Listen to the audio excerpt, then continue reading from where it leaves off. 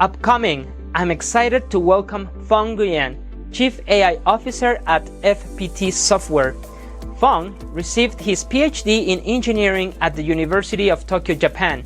In 2019, he was a visiting researcher at the Mila Institute of Artificial Intelligence in Quebec, under the direction of Professor Joshua Bengio, winner of 2018 AM Turing Award, awarded by the Computer Science Association and considered as the Nobel Prize in the field of computer science. At Mila, together with Professor Joshua Bengio and Professor Aaron Corville, Phong researched many projects on disentanglement anomaly detection and reinforcement learning. Phong is currently the Chief AI Officer of FPT Software, where he is playing a leading role in formulating their AI strategy. He sets up many research teams for fundamental and applied research topics like reinforcement learning, efficient neural modeling, representation learning for code, sound-based intelligent inspection, and computer vision-based OCR and image generation. Furthermore, Phong and his teams are also working on developing AI products and solutions to serve customers in multiple industries such as manufacturing, automotive, and human resources. Today, Phong will share with us his experience on the data-centric approach, the future of practical AI. Phong, over to you. Thank you very much, Eric, for your kind introduction. So again, thanks everyone for letting me speak in this event. So I would like to share my presentation today with the name Data-Centric for Practical AI. So as the introduction have mentioned, I used to be a researcher and work for many years researching AI, and I understand the importance of AI in academia. However, when I'm moving to industry, my purpose has shifted from research to build practical AI. And I want to share with you the difference between research and industrial AI. So at FPT Software, well, we are the biggest IT service company in Southeast Asia, headquartered in Vietnam, and we're providing our services to many clients all over the world. We want to build machine learning and artificial intelligence product to serve our client and to improve our productivity.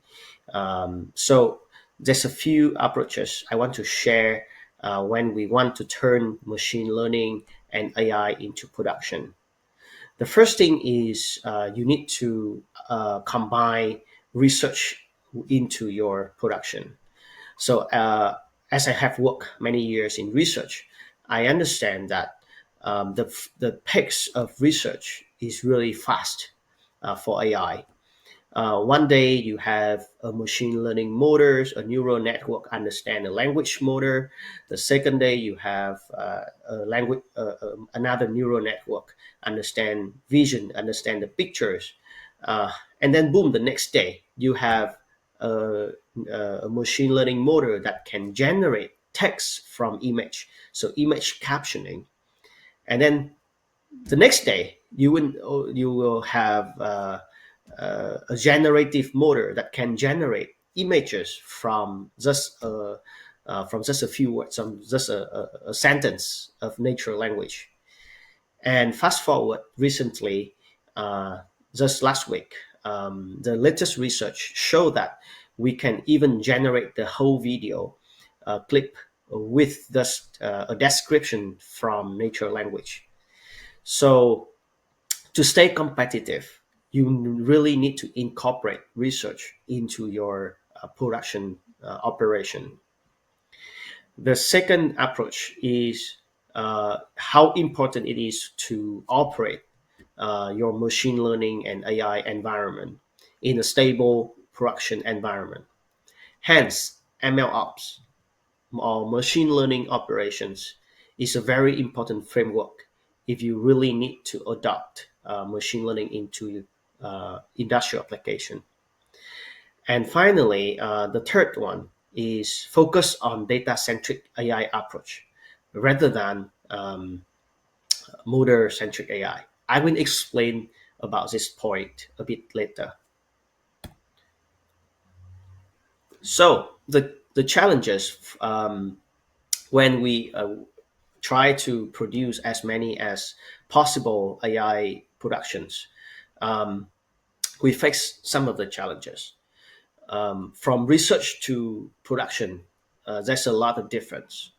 First of all, in terms of talents, for production, you require a lot of different skills. To produce an actual application, you will have a person with a very practical mindset, trying to solve the problem um, as uh, as much as possible rather than study the problem. Um, and the people will have to try all the methods to solve the problem. It doesn't necessarily, sometimes it doesn't necessarily to be machine learning on AI algorithms, but at the end of the day, the final outcome is more important. The second challenge is I always face in industry is data and quality of data. Um, in research, we always have benchmark data set, which is already provided by someone else. However, in industry, measure of data are not ready to be used for machine learning. A lot of corporations and companies nowadays are still trying to build their platform and verify their data quality in order to apply machine learning and other analytics framework. And the last part is the automation in AI and ML process. So in order to mass and to produce the algorithms and the application to scale up, um, we need a lot of automated tools to work with AI and ML. And at the moment, there's not many tools that support that. So tackling this, the data problem, that is the major problem, the most important problem that we face in industrial application. So I would like to share my viewpoint on data-centric AI approach.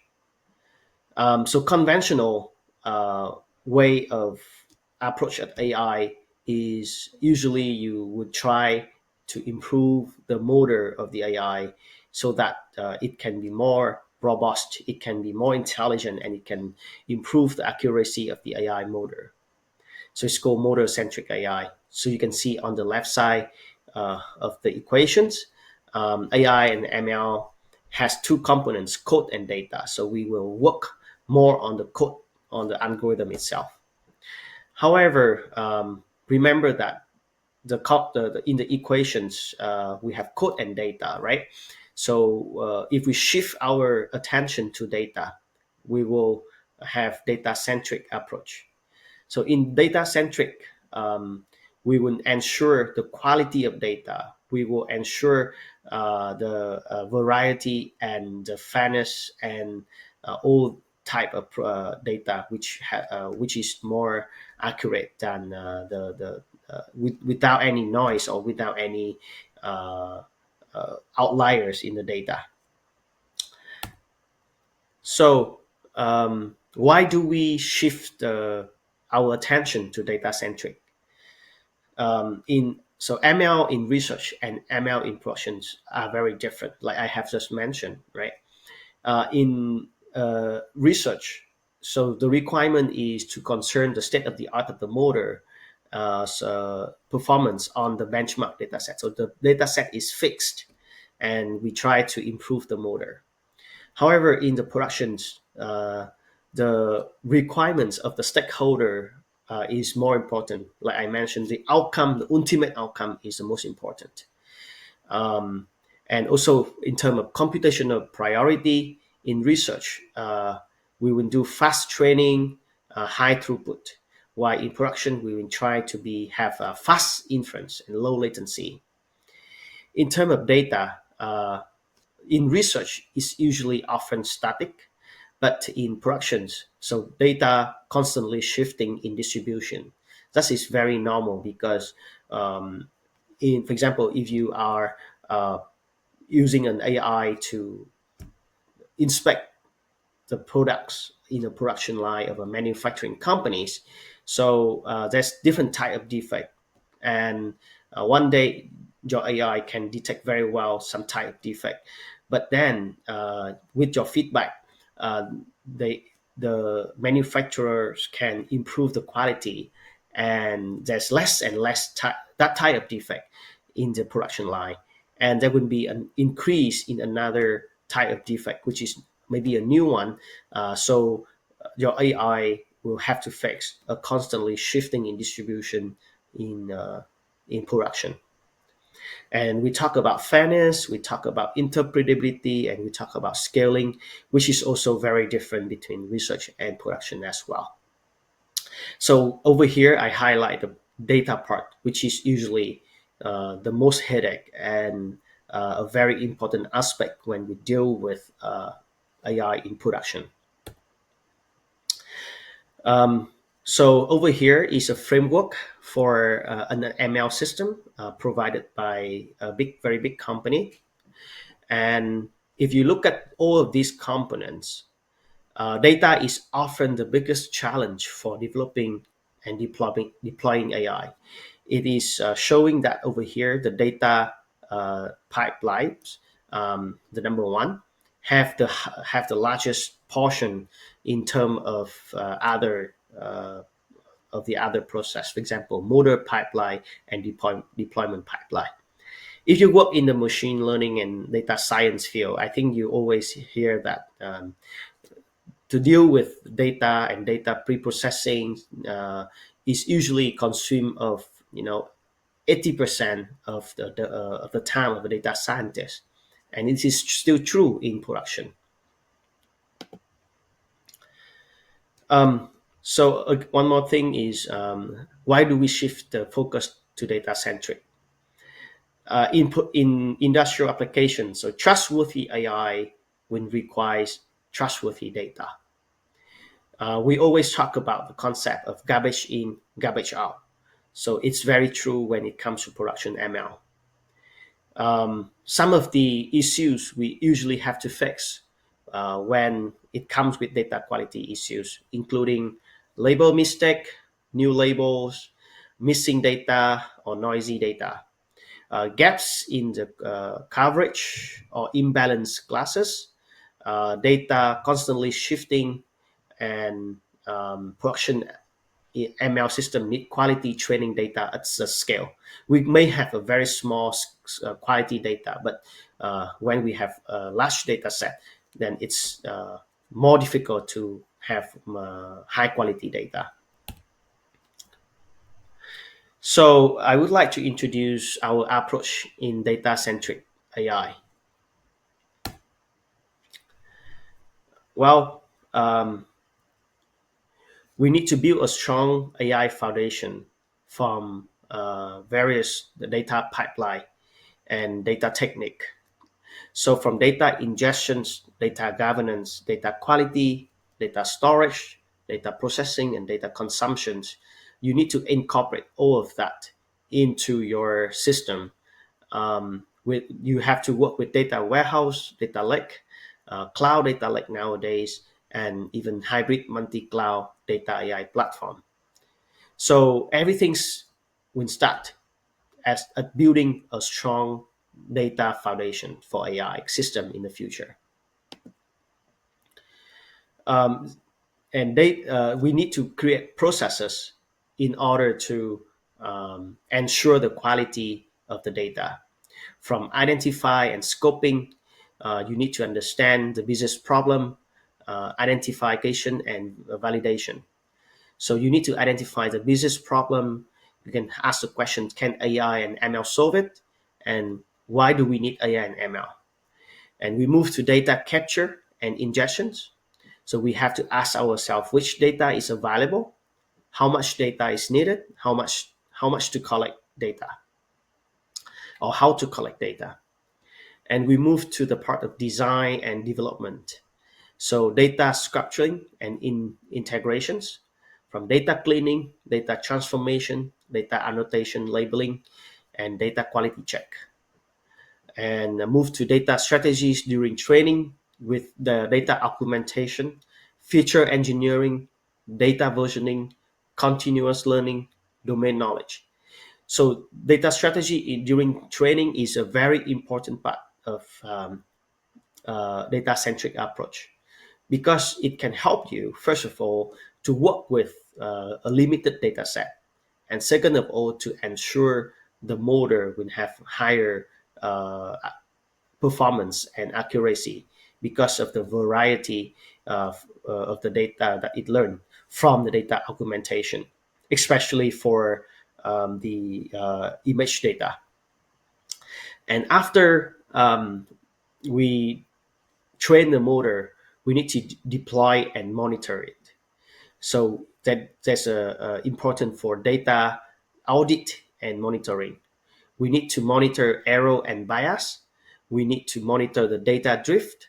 And more importantly, in some of the industrial application, it's very important to have explainable AI, where you use many techniques to unbox the AI black box.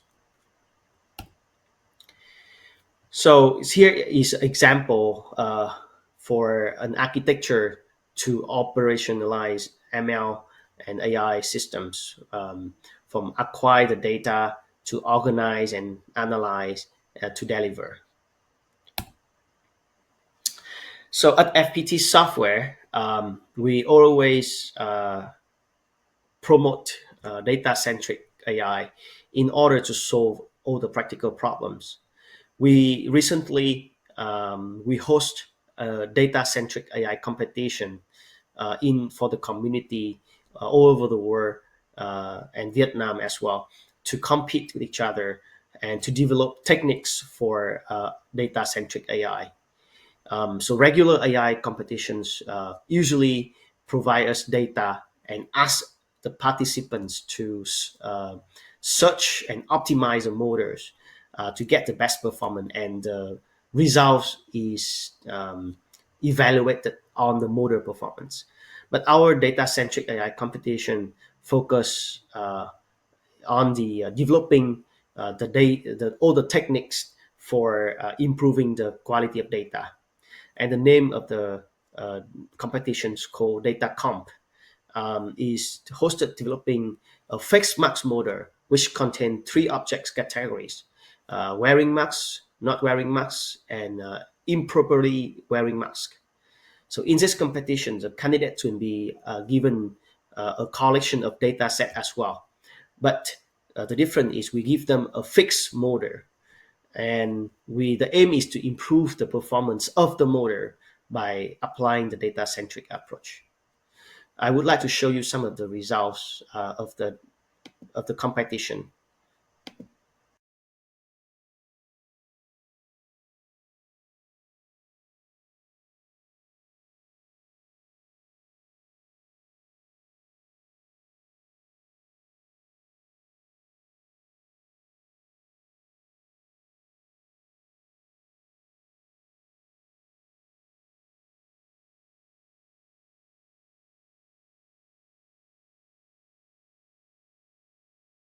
Becomes top performer in a very short time, and it was the competition was very competitive.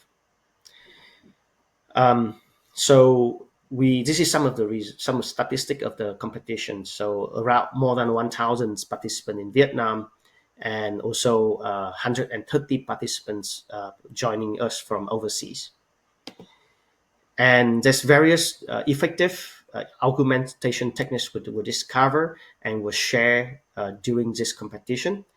So a data set was divided into three sub data sets, like I have mentioned, and we keep the evaluation data set so that it's fair for everyone. And some of the technique very popular for improving the augmentation of the data is, for example, like blur, contrast, zoom, and HUE, crop, translation, mosaic, rotation, edge case, mix up, and cut out. So all of these will help the performance of the motor improving very dramatically. I would like to share another example where we apply a data-centric approach to our data science project within FPT software. So data-centric steadily enhance the analytics and predictive outcomes over time via adding more data resources. Feature engineering, feature selection have the best feature collection for the predictive models. In this case, our data keep evolving, and feature engineering is one of the part that is very important, that we ensure our model have the best the features possible. So from the data, we keep evolving and keep research more on the feature engineering to have a high quality features. So a few part that we can see how it improving in this year. Our data science project in a problem that have been improving in terms of accuracy. So it is a project within FPT software. We try to predict which employee whom will quit the company within the next few months. And our model is keeping improving the accuracy and with our data-centric approach, and it will going likely to keep improving in the future as well.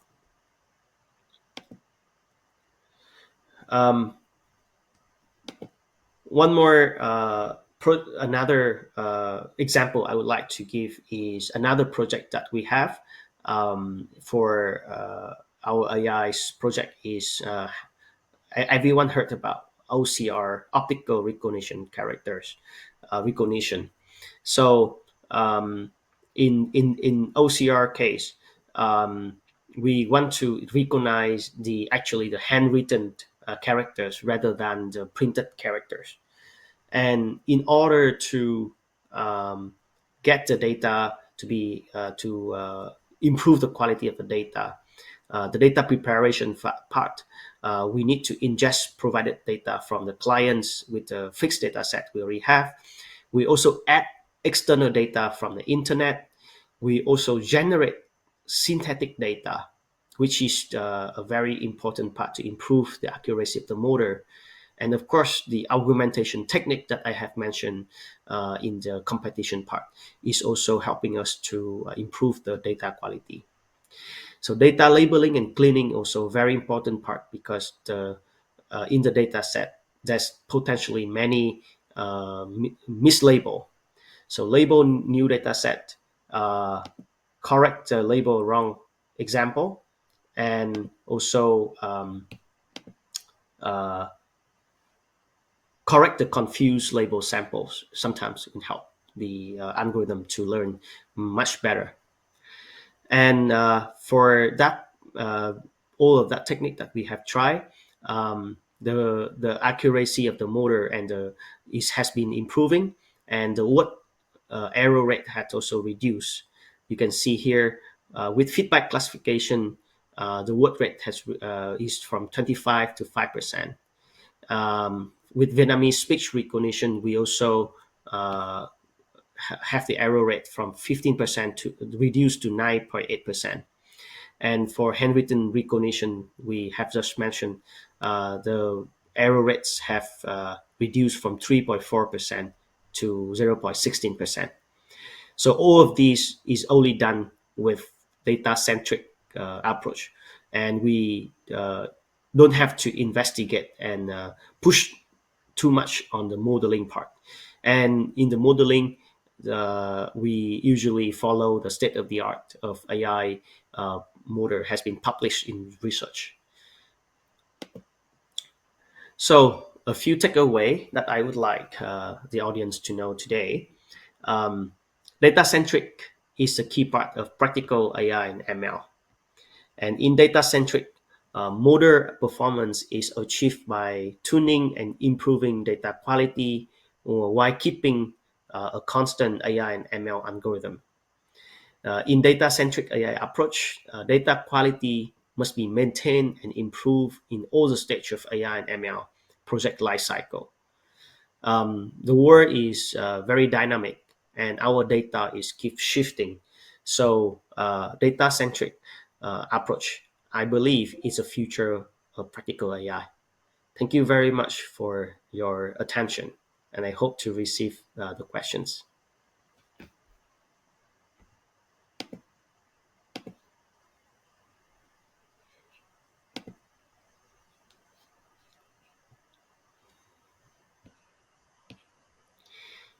Okay, so I have seen a few questions over here.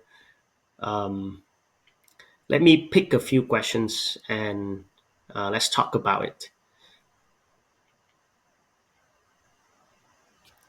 The first questions I think I can answer is AI can be adapted by almost all industries.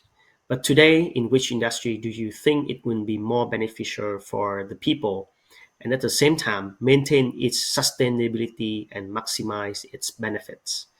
So it's a very interesting question. So at FPT Software, we use AI and ML in various industries, from banking to manufacturing to education, and we also use it in all the many functions.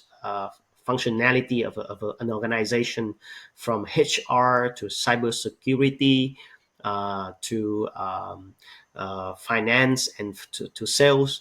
So what I it's just my honest opinion that I think AI should be applied in manufacturing industry, um, and because as we know, AI can help a lot with automation, and in manufacturing, the more automation, the more efficient it can get. And also it's beneficial to all the people because usually in manufacturing, all the work are usually repeated, and people can be released to a very high value work like design, and to ensure the quality of the product rather than you repeatedly doing the repeated work. So I think AI applying in manufacturing would be very suitable. Thank you very much for that, Phong. That was very, very well said. Actually, I'm very sorry, guys. I had a technical issue with the microphone, so you couldn't hear me. But anyway, I'm back. And well, I just want to thank Dr. Phong Nguyen for this exciting presentation and the projects that you guys are dealing with right now. Yeah, actually, I do have a question that I would like to to ask for this session, if I may, Doctor. We've heard that this type of research is going to be instrumental in developing AI products and solutions that will serve customers in multiple industries, including manufacturing, automotive, and human resources. Can you briefly go over a few ways that advancements in AI can aid in reducing production time and cost in some of these industries? Sure. So at the moment, our AI is production is focusing on reducing the error rates and in the manufacturing factory. So as you know, that computer visions and others technology like time series data like sound and sensors IoT data has been studied very carefully and well studied in academia especially for machine learning and AI. And the inspections part for product is a very important process in manufacturing. So we are helping manufacturers and lots of factories to detect the defect product in advance, so that it doesn't get shipped to the customer, and it prevent the damage in branding. It prevent the cost for recall the product, and it also safer for users who use the product if they don't have to use the defect product. So in human usually have vision to see the product and to hear the product if it's work well, or to sense the product, like its vibration, its temperature, and everything. So AI can actually augment those intelligence and can give a warning in advance. In another part is, for example, like human resource. With all the data can be collected, we can understand the happiness of the employee. We can improve the region where employee is not happy and having concern, and human resource can address those issues in within the organization very quickly with data driven. And also it can predict if the company, if the employee want to leave the company, so that it can bring a better environment of work to the employee. So those are some of the example that we can use AI to help.